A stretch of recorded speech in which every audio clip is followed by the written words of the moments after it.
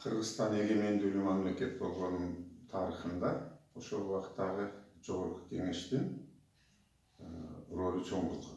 Советтер Союзу убагында коммунисттик партиянын тизмеси менен шайланып кетсе дагы жүздөгөн киши шайланган.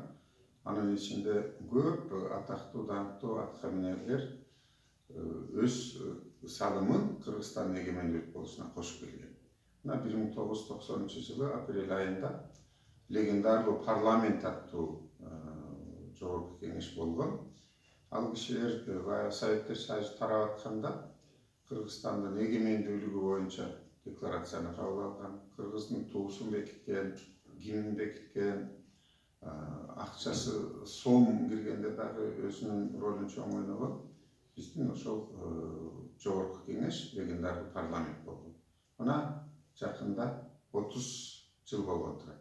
Тилекке каршы эң кичи чейин бул биздин өзүбүздүн элибиздин, журтубуздун тарыхында чоң ролду ойногон Жогорку Кеңеш боюнча, легендарлуу парламент боюнча бир дагы массалык маалымат каражаттап, же болбосо ошо Жогорку Кеңештин жетекчилиги катары жетекчилеринен дагы, депутаттарынан дагы бул маселе боюнча бир иш башталбай турганы жан кеткен маселе болуп турат.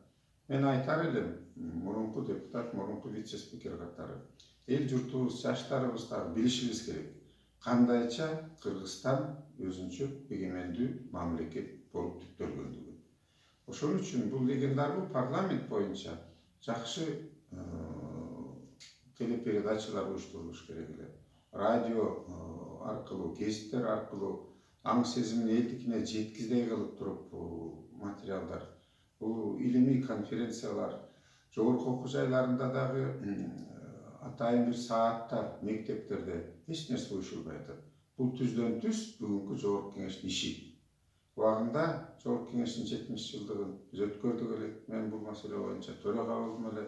Ал тургай мына алыскы райондордогу жергиликтүү депутаттар дагы ачык эшиктерди алып келип, ошо студенттер дагы юридика факультети, эл аралык факультеттериндеги студенттер Жогорку Кеңешке келип, ошол эле комитеттин, ошол эле сессия болуп атканда катышып, берген суроолордун жоопторун баарын алышып, китебин да чыгардык эле, киносун да чыгардык эле, медалын да чыгардык эле, календарь тиги блокнотто эсептебегендечи. Бүгүнкү күндө бул легендарлуу парламент жөнүндө кээде эле бир эстеген кишилер сөз кылып калат дагы. Мына ошол эле легендарлуу парламенттин жетекчиси болгон Шеримкулов, Медеткан Шеримкулов жөнүндө мен жакшы сөздөрдү айткым келет. Көзү тирүүсүндө бул кишинин эмгеги да бааланбай келатат.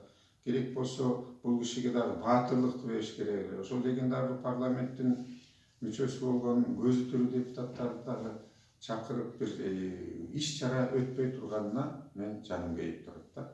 Мен кайрылар элем президентибизге, өкмөткө, өзгөчө Жогорку Кеңештин депутаттарына 30 жыл юбилей болуп аткан апрель айында легендарлуу парламент жөнүндө иш чараны тез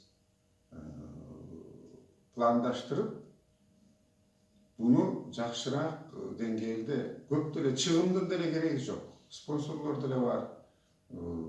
Илимий жагынан дагы, маданият жагынан дагы жакшылап белгилеп койсо жакшы болор деген оюм.